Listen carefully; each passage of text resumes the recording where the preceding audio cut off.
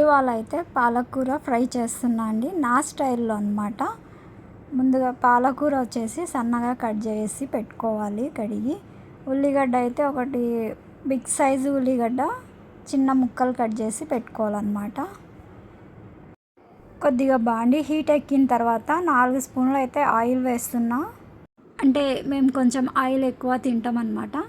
Oil బాగా వేడెక్కిన తర్వాత మనం ముందుగా కడిగి పెట్టుకున్న పాలకూర దాంట్లో వేసుకోవాలి. ఈ పాలకూర ఫ్రైకి మాత్రం ఆయిల్ ఎక్కువ ఉండాలి. దీనికనే కాదులేండి, మేము ఎక్కువ శాతం ఆయిలే ఎక్కువ తింటామన్నమాట. అదేంటో ఆయిల్ తింటే లావ్ అవుతామో అంటారు కదా, మేమైతే లావ్ అవ్వట్లేదు. నేనే కాదు, మా ఇంట్లో పిల్లలు కూడా సన్నగే ఉంటారండి. కడిగి పెట్టుకున్న పాలకూరనైతే దాంట్లో వేసేయాలి.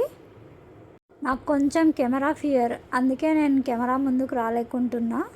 సో ఇలా పాలకూర అయితే వేసేసి దాన్ని బాగా కలిపేసుకోవాలి. కొద్దిమంది పాలకూరలో అల్లం వెల్లుల్లి పేస్ట్ వేస్తారు, కానీ నేనైతే అలా వేయనండి. ఏ ఫ్లేవర్ అట్లా ఉంటే బాగుంటుంది.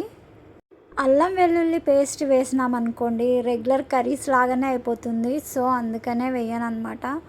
ఒట్టి పాలకూర, ఆనియన్స్. ఈ పాలకూరలో ఉప్పు కొంచెం వేసినా ఎక్కువ అవుతుంది, కాబట్టి కొంచెం చూసి నేనైతే 1/2 టేబుల్ స్పూన్ వేస్తున్నా అండి. అంతైతే సరిపోతుంది. పాలకూర వచ్చేసి 3 కట్టలు తీసుకున్నా. ఉల్లిగడ్డ అయితే ఒక బిగ్ సైజ్ది ఒకటి, హాఫ్ 2 తీసుకొని కట్ చేసిన సన్నగా ముక్కలు చేసి దాంట్లోకి వేసేసిన అనమాట. సో ఇలా పాలకూరలోని నీళ్ళన్నీ బయటికి వచ్చేస్తున్నాయి చూడండి. ఆ వాటర్ అంతా అబ్జర్వ్ అవ్వాలి.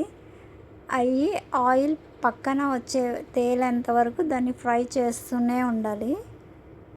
ఈ పాలకూర ఏంటంటే కొంచెం అడుగంటినట్లు ఉంటేనే టేస్ట్ బాగుంటుంది అనమాట. మొత్తం వాటర్ అంతా వెళ్ళిపోతుంది, అప్పుడు టేస్ట్ బాగుంటుంది. ఇప్పుడైతే 1/2 టేబుల్ స్పూన్ పసుపు, 1 టేబుల్ స్పూన్ కారం అయితే వేసేసుకోవాలి. వేసేసుకొని అలా కొద్దిగా కలుపుకోవాలి. అలా అంతా బాగా మిక్స్ అయ్యాలి. ఈ పాలకూర అంతా హై ఫ్లేమ్లోనే పెట్టి చేస్తున్నా అండి, సిమ్లో పెట్టకూడదు. సిమ్లో పెడితే వాటర్ ఇంకా ఎక్కువ వస్తుంది.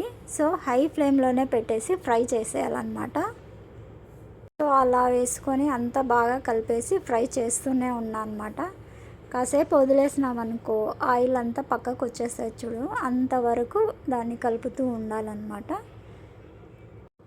ఓకే అండి, ఆల్మోస్ట్ అయిపోవచ్చింది. ఇంకా 10 మినిట్స్ ఒక 3-2 మినిట్స్లో అయిపోతుంది. చూడండి అయిపోయింది. ఆయిల్ అంతా పక్కకు వచ్చేసింది కదా. ఇంకా స్టవ్ ఆఫ్ చేసుకొని సర్వ్ చేసుకోవడమే అన్నమాట.